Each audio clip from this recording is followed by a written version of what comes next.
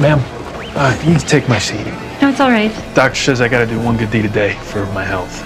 Come on, please. Let me take that for you.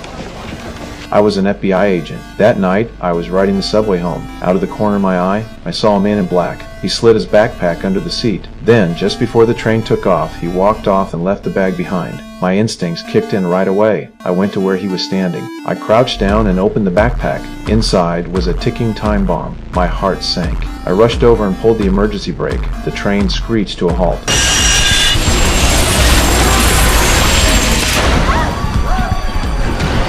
Hey, FBI! I need everybody to exit the train into the tunnels quietly and calmly right now.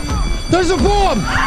Someone yelled, "Bomb!" and the entire car fell into chaos. People panicked and rushed to the doors. Screaming filled the space. In that moment, I saw the worst side of humanity. Big, strong men shoved past the elderly and children, scrambling to save themselves. I scanned the car. That's when I saw the mother and daughter I had given my seat to earlier. They were trapped by the crowd. They couldn't move. I ran to them, scooped up the little girl, shielded them as we pushed toward the exit. We had just jumped off when a massive blast wave hit me. My vision blurred. I forced my eyes open. The mother and daughter were safe. Right before I passed out, I saw the number on the train, 2781. I didn't know that number would soon pull me into something much bigger. Thanks to the quick response, there weren't many casualties. But I had a concussion and was put on leave. Crowds surrounded the police line. That's when I saw him again, the man in black. He was in the crowd. I reached for backup. He turned and ran. I gritted my teeth, pushed through the pain, and chased after him. He led me into a quiet alley, but then he vanished. I pulled my gun, stepped slowly into the dark. I got near a trash bin, and something slammed into me from behind. He tried to take my weapon. I wrestled him down, but my body wasn't right. I was dizzy, weak.